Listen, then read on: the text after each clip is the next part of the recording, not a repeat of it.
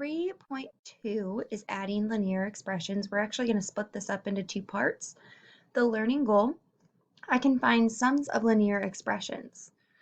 So what we are doing is now we're adding two expressions together. And so this is very, very similar to combining like terms because even though there's these parentheses, we actually don't need them because we can't do anything inside the parentheses because you can't add something with a variable to a constant.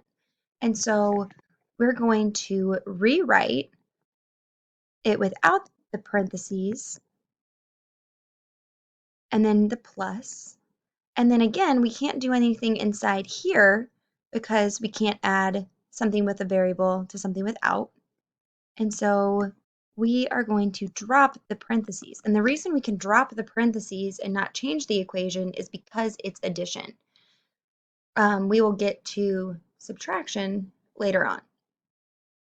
And so now we're just going to do what we did before, where we combine like terms. And remember, we box in the addition or subtraction sign in front of our variable as well, because that tells us if it's going to be positive or negative. And so we have -4 plus 11. So those are different signs. And so we subtract 11 minus 4 is going to be 7y. So we keep our variable. And then we have 3 minus 5, or 3 plus a -5. And so those are different signs as well. So we subtract and we get 2, and it's going to be negative because my larger number is negative. So my answer is 7y minus 2. Again, we can't combine those because one has a variable and one does not. So that is my answer. And that's what you would type into Big Ideas. If you needed to split this up, you could have also rewrote this. So you'd have -4y plus 11y. And then you can physically see that this one's a positive and this one's a negative. So we had to subtract and we get 7y. And then again, you could have done 3 minus 5, which is like having keep, change, change. So -5 plus 3, and those are different signs. Again, we subtract. 5 minus 3 is 2, and it's going to be negative. And so that's where I got 7y minus 2. So again, we are going to rewrite it.